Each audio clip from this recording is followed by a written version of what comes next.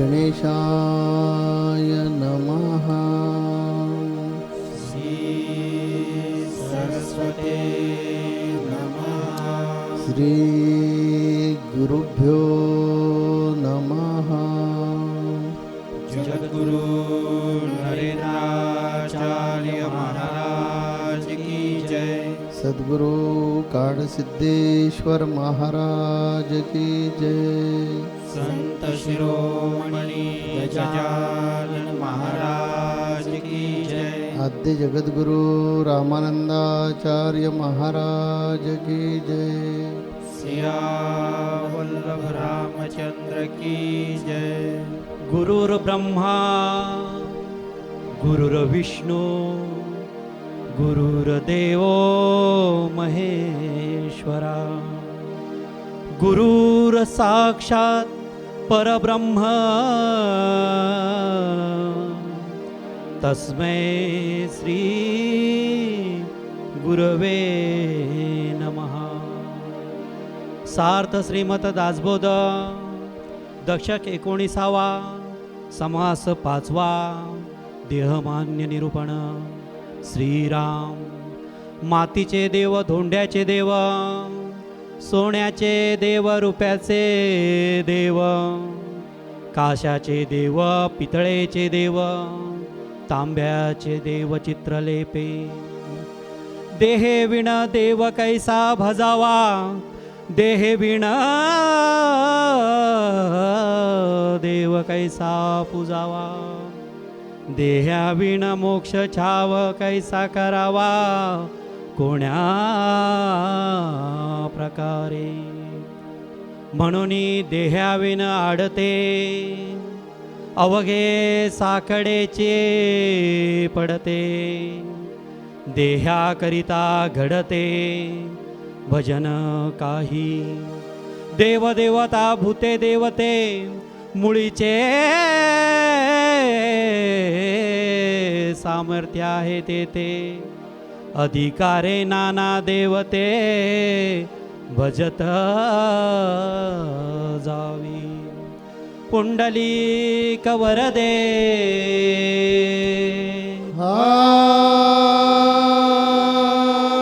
हर विठ्ठल श्री ज्ञानदेव तुकाराम पंढरीनाथ महाराज की जय। जगद्गुरु नरेंद्राचार्य महाराज की जय। जगत गुरु रामानंदाचार्य श्री स्वामी नरेंद्राचार्य जी महाराज के चरण कमलों को कोटि कोटि वंदन और सत्संग में उपस्थित सभी श्रोताओं को मेरा सांप्रदायिक श्री गुरुदेव। पिछले सप्ताह में हमने भाग्यवानों के लक्षण इस विषय पर जानकारी प्राप्त की, जिसमें श्री समर्थ ने कहा है कि ऐसा व्यक्ति जो अच्छे और भले लोगों की संगत में रहता हो, जो ज्ञानी मनुष्य की संगत में रहता हो और उनके गुणों को आत्मसात करके अपने दुर्गुणों को निकाल कर अपने साथ साथ अपने आसपास रहने वाले लोगों को, अपने साथ रहने वाले लोगों को परमार्थ की तरफ जाने के लिए प्रेरित करता हो, ऐसा व्यक्ति भाग्यवान कहलाता है।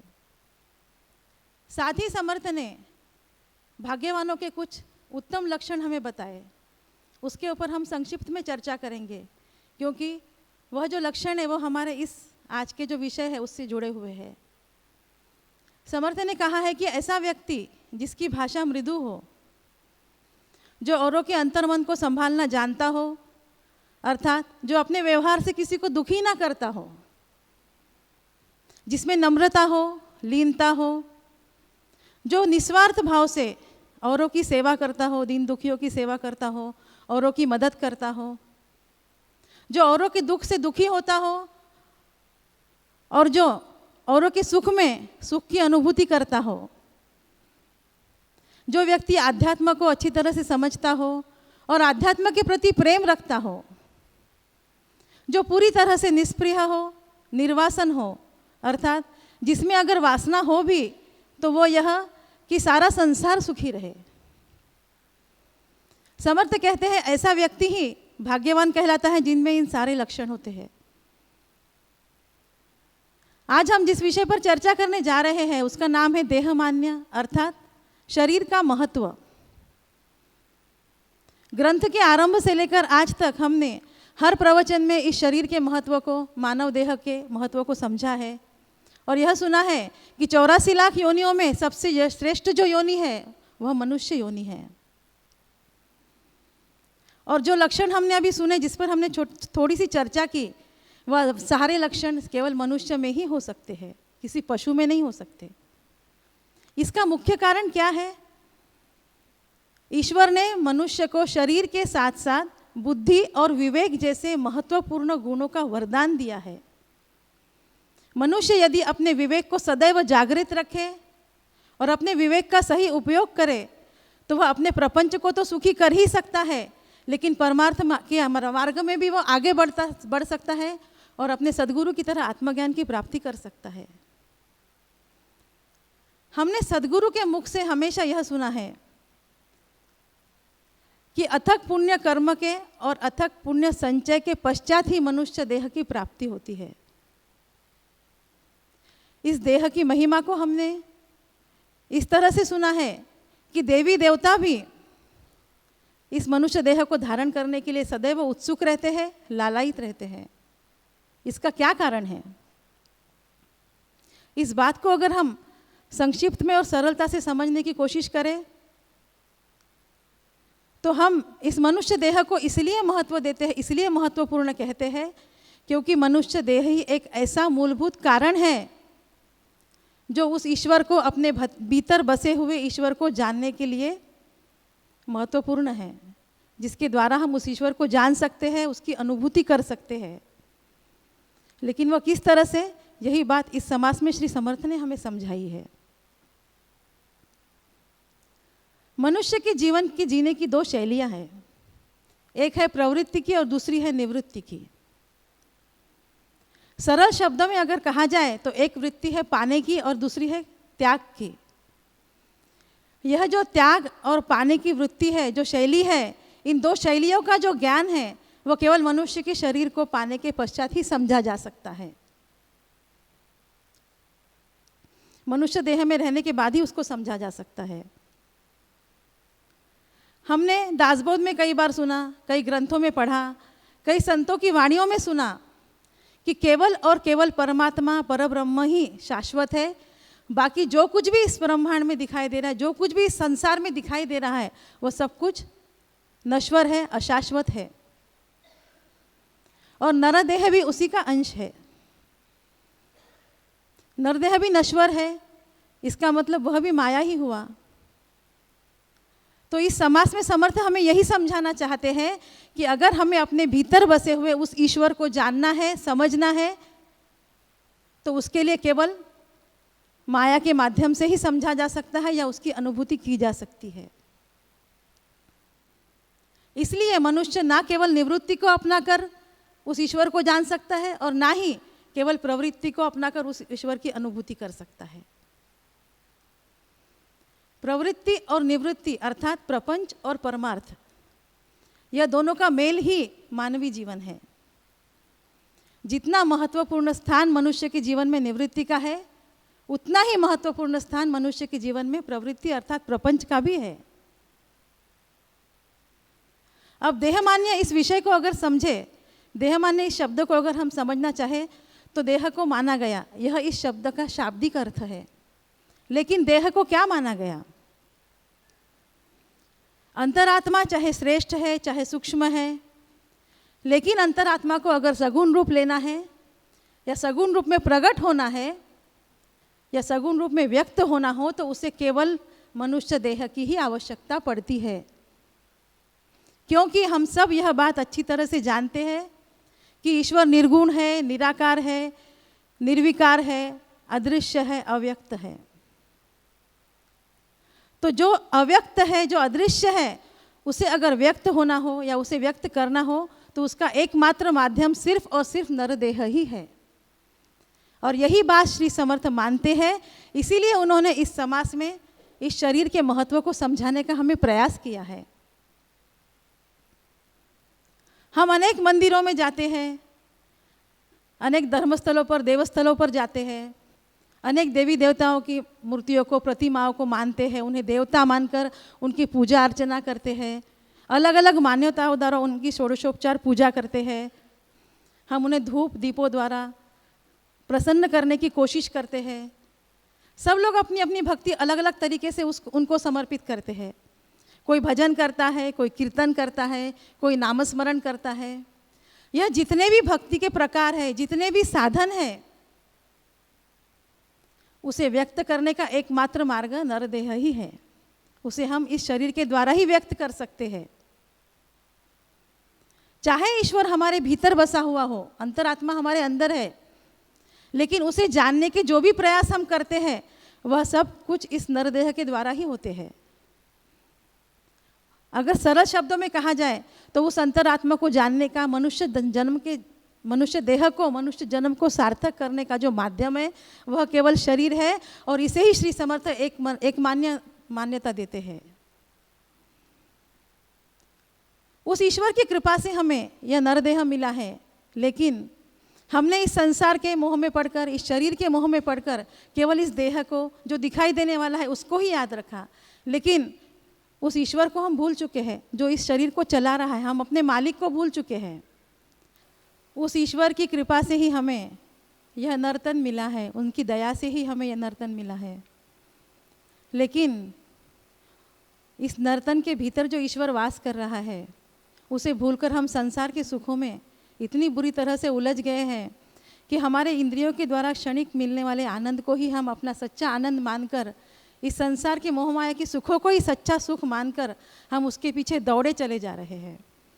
उस सुखों को भोगने के लिए हम भागे चले जा रहे हैं और अपने जीवन को इसी तरह नष्ट किए जा रहे हैं। आध्यात्म में सद्गुरु भी हमें यही समझाते हैं, सिखाते हैं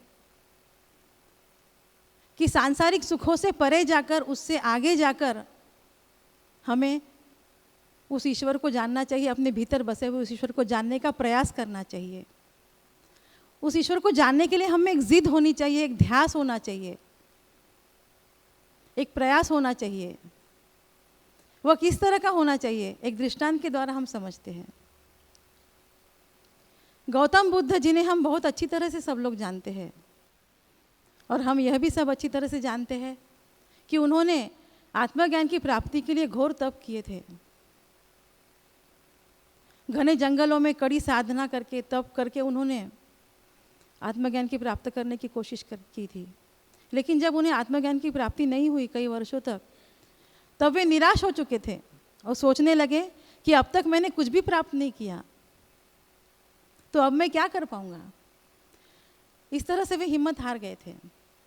निराशा और अपने प्रति, खुद के प्रति अविश्वास की जो नकारात्मक भाव थे, उन्होंने उनको शुद्ध कर दिया था। और ऐसे ही सोचते सोचते वे एक बार एक झील के किनारे गए पानी पीने के लिए। वहाँ उन्होंने देखा कि झील के किनारे एक नन्ही सी गिलहरी बैठी है, जड़वत सी, और उसके 2 बच्चे पानी में डूब रहे हैं।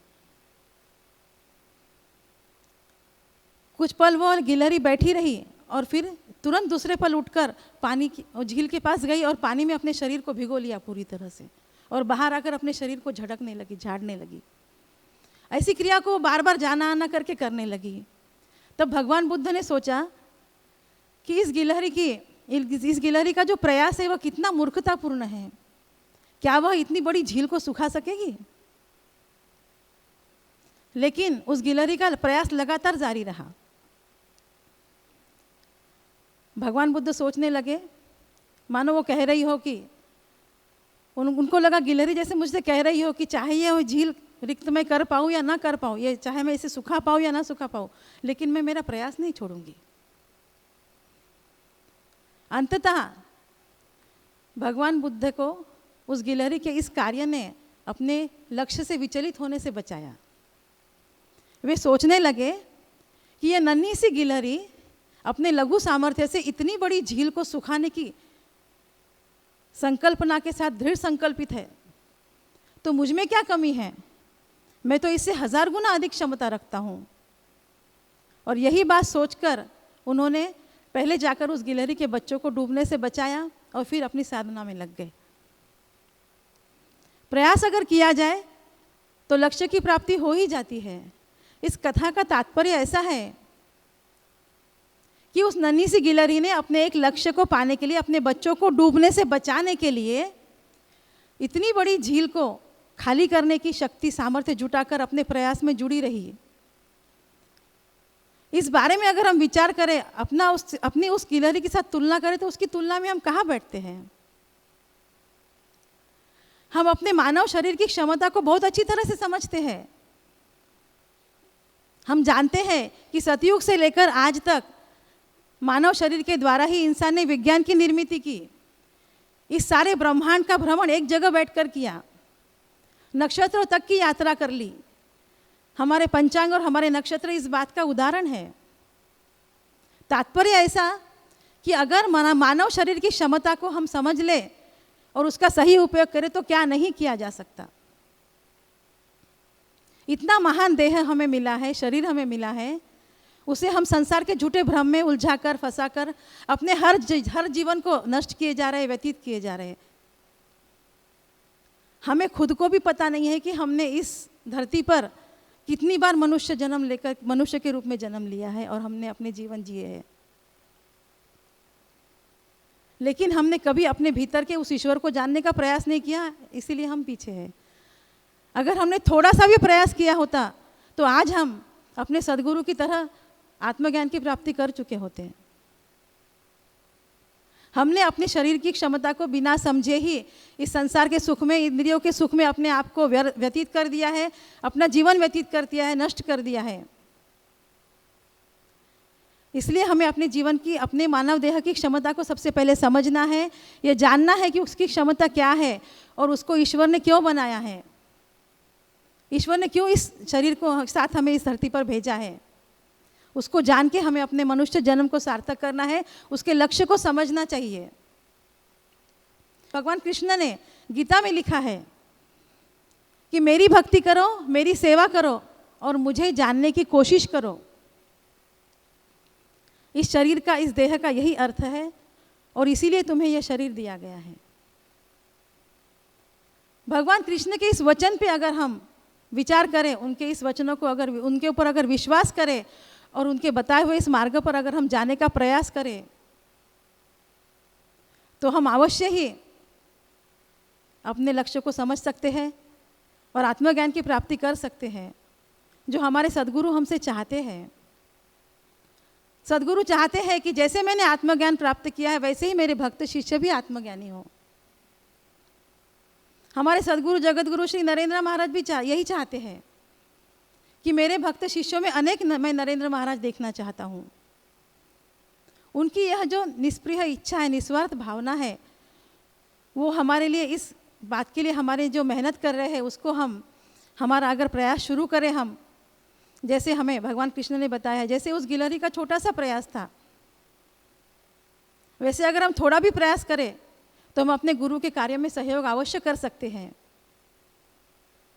उस गिलहरी ने आत्मविश्वास के द्वारा इतनी बड़ी झील को सुखा देने का जो आत्मविश्वास दिखाया, जो शक्ति दिखाई, उसे तो उस ईश्वर को जानने वाला जो आत्मविश्वास है, जो कोशिश है, जो प्रयास है, वो बहुत सरल है, बहुत छोटा है।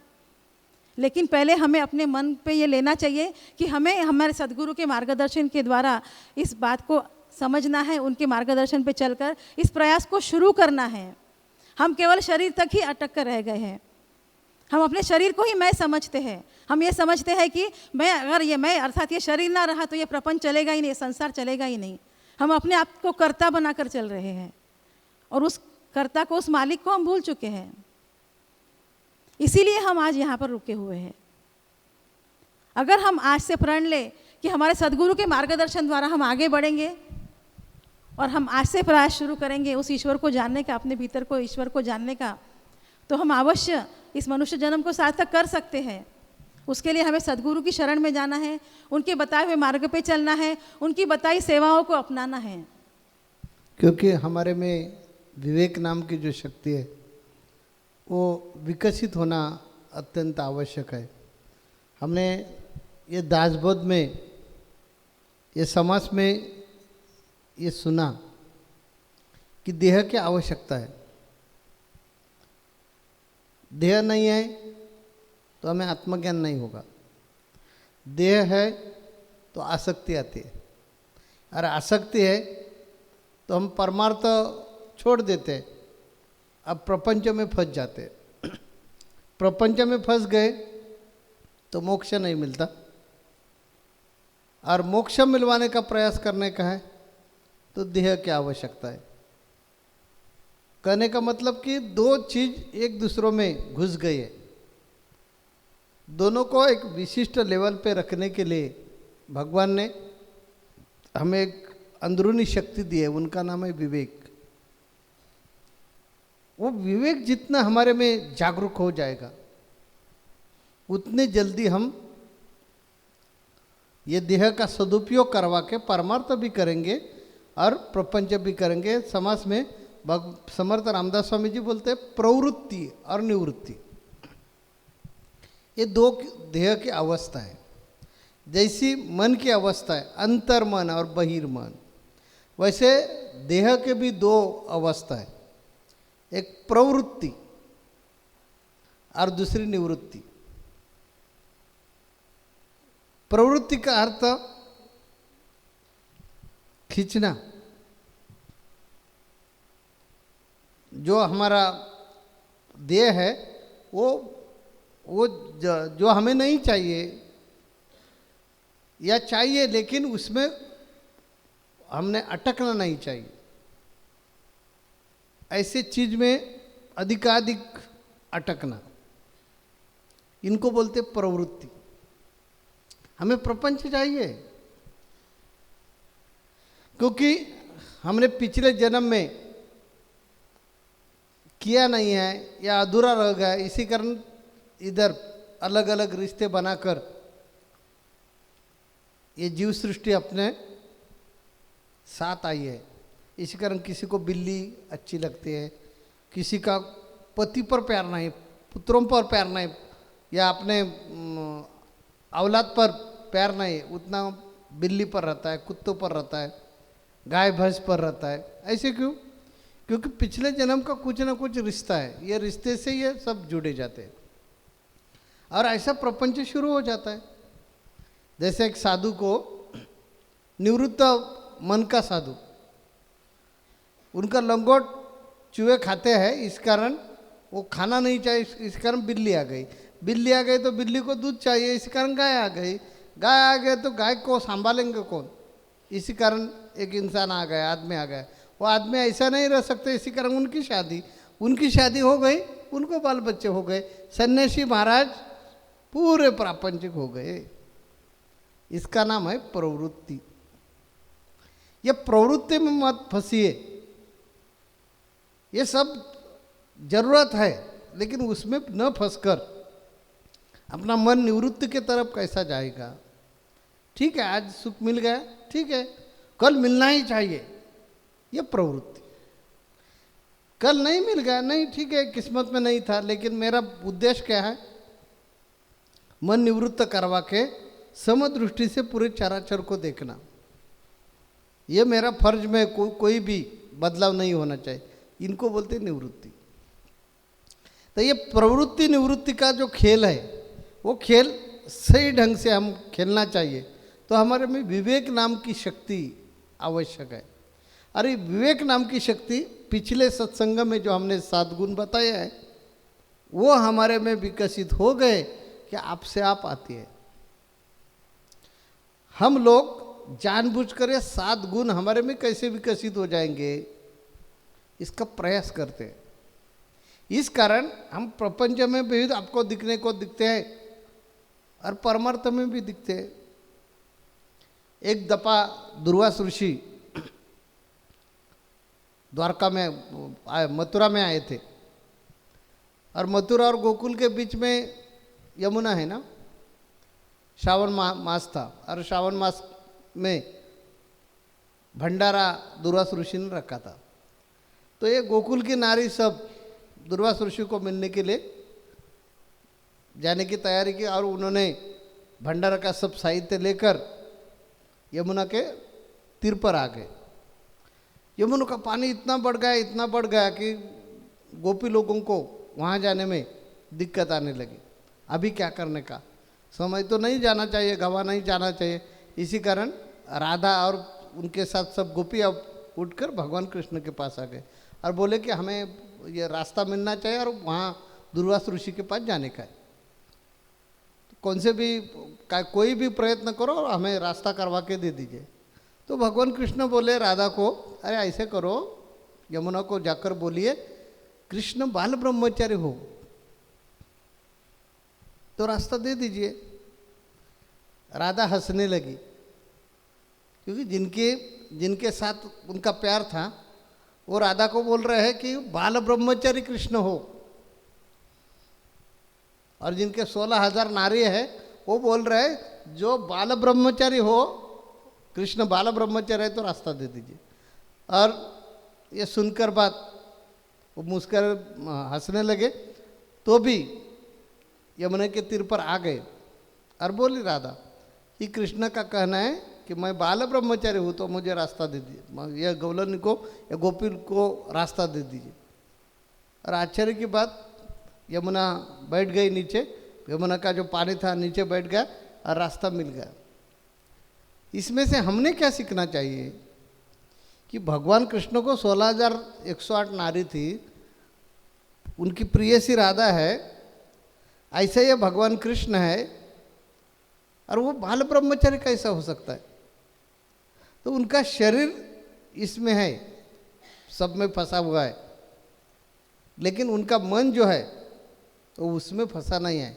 कहने का मतलब कि ये जो शरीर है, ये शरीर को और मन को ऐसे विवेक से जागृत करवा के फर्ज करने का, कर्तव्य निभाने का, उसमें अटकने का नहीं। कि प्रपंच है तो प्रपंच करना चाहिए, नहीं किया तो भी नाम खराब हो जाएगा, गुरु का नाम खराब हो जाएगा, माँ बाप का नाम खराब हो जाएगा, इस कारण प्रपंच करने का। लेकिन प्रपंच को बांध कर नहीं लेने का, वो चलेगा आपसे आप, उसमें दिक्कत आ गई तो बुद्धि भगवान ने दी, उसका उपयोग करवा के कैसा चलाने के लिए क्या करना चाहिए वो सोचने का, उसका आउटपुट उसमें डालने का, वापिस आपका मन वहाँ से निकाल कर मैं एक अलग आत्मा हूँ, 84 लक्ष योनि में मेरा फर्ज अलग है कि जो चराचर में है वो हमारे में है, ये ढूंढना मेरा काम है। ये ढूंढने के लिए शरीर का मैं जास्तित जास्त उपयोग करूँगा, ऐसा तय करना, ये इसके लिए ये मानव देह का उपयोग करना चाहिए। ऐसे जब हम सोचेंगे तब हमारे में विवेक जागृत हो जाएगा। और जो समर्थ रामदास स्वामी जी को ये देह का महत्व जो अच्छा लगता है, या ये देह का जो महत्व रामदास स्वामी ने बताया, वो मार्ग पे हम चलेंगे। अभी हमारा टाइम खत्म हो गया, इस कारण हम इधर विराम लेते और अगले सत्संग में हम सब लोग, आप सब लोगों की हम राह देखेंगे। आप जरूर अगले सत्संग में आइए। श्री गुरुदेव।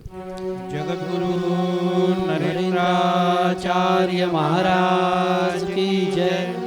सद्गुरु काड़ सिद्धेश्वर महाराज की जय। संत शिरोमणि गजानन महाराज की जय। आद्य जगत गुरु रामानंदाचार्य महाराज की जय। सिया वल्लभ रामचंद्र की जय।